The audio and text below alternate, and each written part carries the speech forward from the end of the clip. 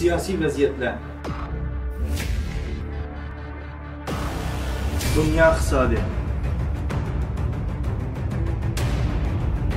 fan texnika, tez, Sultan ekranida. Assalamualaikum warahmatullahi wabarakatuh. Hurmatli jamaat qarindoshlarimiz munojatlar. Men 2014-yilda 9-oyda shu Indoneziyaga kelib Turkiyaga ketishni o'ylab ketmoqchi bo'lib, Indoneziyaga kelgan vaqtimda meni bular tutib turmuga solib so'ldi. Shu Allohga Xitoy avar qilib, Xitoy bizni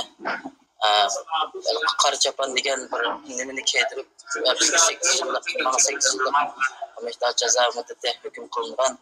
Mana bu to'rtimizning ishini 3 yildan qaytarib bo'ldi. Biz 4 yildan men qolib qoldim bu yerda. Endi meningki shu butun qarindoshlarimizga, Uyg'ur jamoatiga shu munojotim meni bir Alloh yo'lida, Alloh rizoligi uchun shu Xitoyga qaytarib o'tmasligini Allah rizoligi uchun yo'lma mayli boshqa davlat bo'lamdi, mayli Turkiyaga bo'lamdi,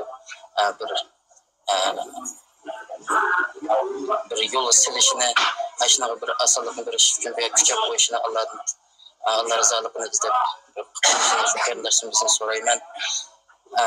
Meningki bu qalbim shunday Qarchapan deb kelib qolgan, ammo bu Qarchapan degan narsada bizda asarmi yo'q deyish qanday bir ishni bilmaydigan. Bir Türkiye'ye gitmek jarayonida shu ketib bo'lolmay, yo'l izlab yo'l tep bo'lolmay, shu arliqda mushkul chiqib qoldi. Jamoatimizga Alloh rizoligi uchun kelishi, yordam berishini so'rayman. Alloh hammaga rahmat qilsin. Hammalarga maqam qardoshimizga yordamini ajr mukofotini Alloh nasib etsin. Assalomu alaykum va rahmatullohi va barakatuh.